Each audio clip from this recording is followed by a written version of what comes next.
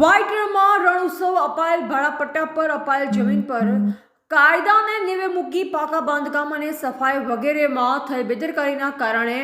આ ભાડાપટ્ટાના ટેન્ડરની માન્યતા રદ કરવા બાબતે આવેદનપત્ર આપવામાં આવ્યું। જય ભારત સાથે કચ્છના વિશ્વવિખ્યાત રણોત્સવ ટુરિઝમ વિભાગ અને સરકારશ્રીના માનવીય અભિગમ અને હાઈ પ્રોફાઇલ પ્રચાર પ્રસારના કારણે સંસ્કૃતિને ઉજાગર કરતો અને સ્થાનિક લોકોને રોજગારી મળવા માટેનું એકમાત્ર આશ્રય સ્થાન બની રહ્યું હતું। તેવા સમય મામલતદાર ગ્રામ્ય ભુજના આદેશથી બહારના લોકોને ભાડાપટ્ટા પર વ્હાઇટ રણની પશ્ચિમ બાજુ ટેન્ટ લગાવવા માટે જમીનો ફાળવેલ, જે જમીન બનીની હદ અને ફોરેસ્ટ ડિપાર્ટમેન્ટના દ્વારા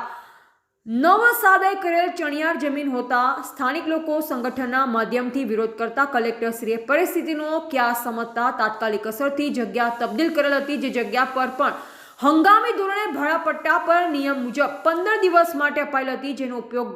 ગત વર્ષે પણ પૂરી સિઝન 4 માસ માટે આ જગ્યાનો ઉપયોગ કરેલ હતો અને હાલે પણ આ જગ્યાઓ ફરી ફાળવતા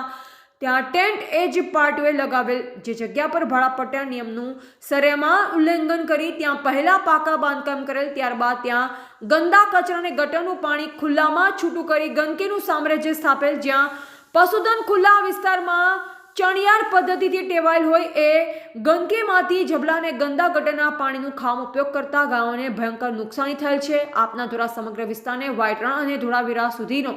પ્લાસ્ટિક ઝોન જાહેર કરેલ, ત્યારે આ ભાડાપટ્ટાવાળા ટેન્ટ ધારકો સરેઆમ તમામ નિયમનું ઉલ્લંઘન કરી રહ્યા છે, જેમ કે 15 દિવસનું પ્રથમ ભાડું ભરાય છે,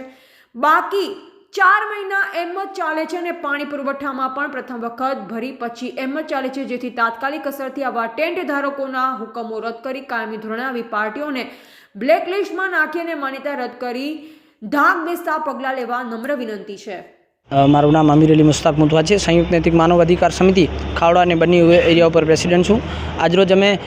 કલેક્ટરશ્રીને રજૂઆત કરવા એ આવ્યા હતા કે વ્હાઇટ રણની બગોડે ગડુલી સાંતલપુર માર્ગ જે કહેવાય ખાવડા રોડ પર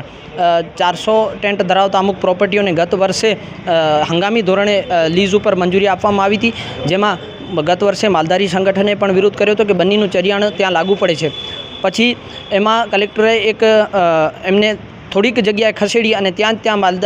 માલધારીઓની જે હદ લાગુ પડે છે ત્યાં એને મંજૂરી આપી હતી, પણ એક નિયમ બનાવવામાં આવ્યો હતો કે 0 પ્લાસ્ટિક ઝોન અને સોલિડ અને લિક્વિડ સ્ટોરેજ જે દોરડોકાને એક જગ્યા બનેલી છે ત્યાં નિર્ધારિત જગ્યા ઉપર ઠલાવવાનું અને તેનું નિકાલ કરવાનું હોય છે, પણ આ લોકો રાજકીય વગ ધરાવતા છે। કોઈ બીક વગર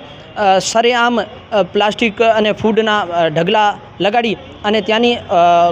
કાંકરેજ દેશી ગાય અને બન્નીની લાખણી ભેંસ પોતાની આદત મુજબ જ્યારે ચરિયાણમાં જતી હોય ત્યારે સ્વાભાવિક છે કે ત્યાં પહોંચવાની છે, ત્યારે એ જબલા ખાઈ અને ગાયો કંઈક મરી ગઈ છે અને કંઈક ગાયો એવી ખસ્તા હાલતમાં છે જેના અમારા કને વિડીયા પણ મોજૂદ છે, અને એ ગાયો ન ખાઈ શકે છે, ન પોતાનું મળમૂત્ર કરી શકે છે, કારણ કે જબલાની બધી રીતે એ બ્લોકેજ થઈ જાય છે અને ભેંસો પોતાની આદત મુજબ પાણીમાં બેસે છે। ત્યારે ખુલ્લામાં જે ખાબુચિયા છે, એસિડયુક્ત પાણી છે, એ પીવે અને એ ખાડામાં બેસે, ત્યારે અમારી લાખણી ભેંસ જેને મોદી સાહેબે પણ પ્રમોટ કર્યા છે, એ જ્યારે